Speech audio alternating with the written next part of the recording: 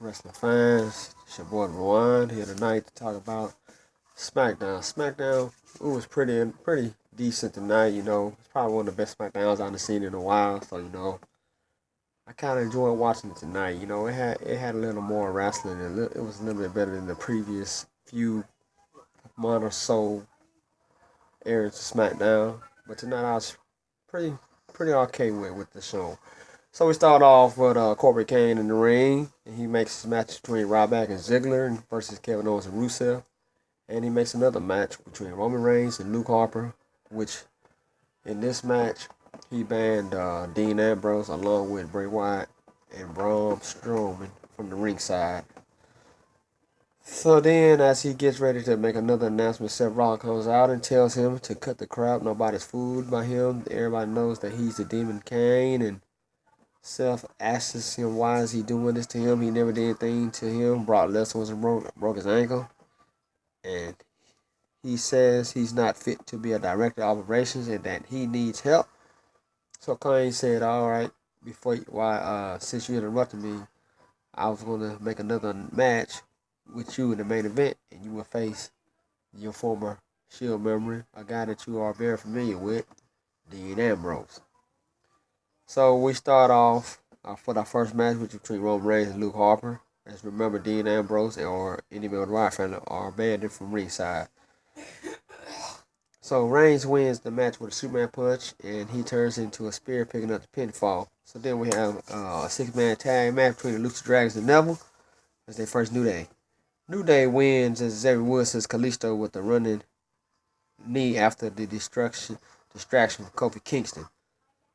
Which brings us to our next match, which is between Cesaro and Bo Dallas. Cesaro picks up the win with the roll-up pinfall. So then they had an interview with Charlotte. She comes to the ring along with Becky Lynch, and she gets ready to talk about how she visualized her being the champion.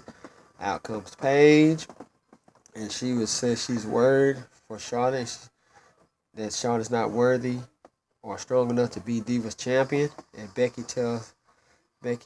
says she said I'm tired of your words or whatever. She tells Becky to shut up. Then comes out Natalia. Paige tells Natalia that she has nothing to do with this and calls her a crazy cat lady. So Paige also tells Natty she's better than her, and then Paige slaps Natty and walks out. So they was talking about how this generation of divas are it's been much improved, and Paige says, well, Natty, you just trying to make yourself relevant again. So that's how they all boiled down to her, smacking her or whatever. And so then we have our next match was between Ziggler and Ryback versus Owens and Rusev. Ryback picks up the victory for their team as Owens leaves Rusev in the ring, causing distraction, and because Rusev thought Owens was going to be there, and he walked out on him, so it caused distraction and allowed Ryback to pick up the victory. So we go to our main event, which was between Dean Ambrose and Seth Rollins. It looked like Seth Rollins was about to win as he gave Ambrose as he raked Ambrose in a thumb to the eye. Then he powerbombed off the turnbuckle.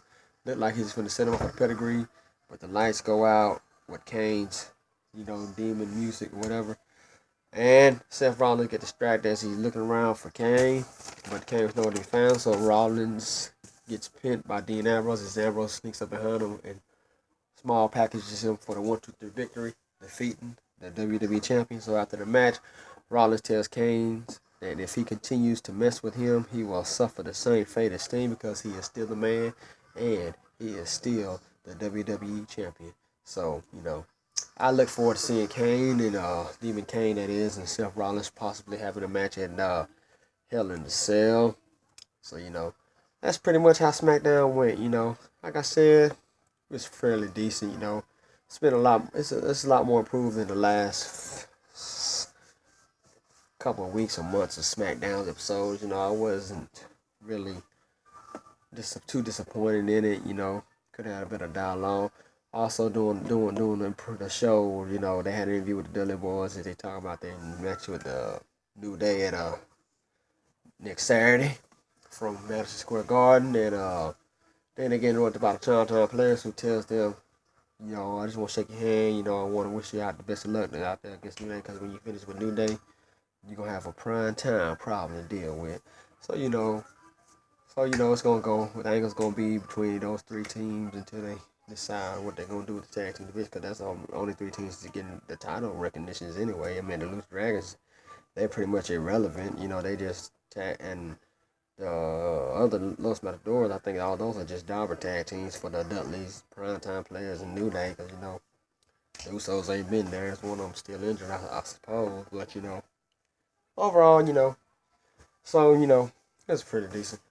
So I shall be back again Monday with a Raw review again next week, and as usual Wednesday I have my Smackdown. I mean my TNA and NXT review, and Thursday of course we have a Smackdown review, and next weekend I'll have another review on the Go to Hell tour, which was some spectacular got going on in Madison Square Garden on that day.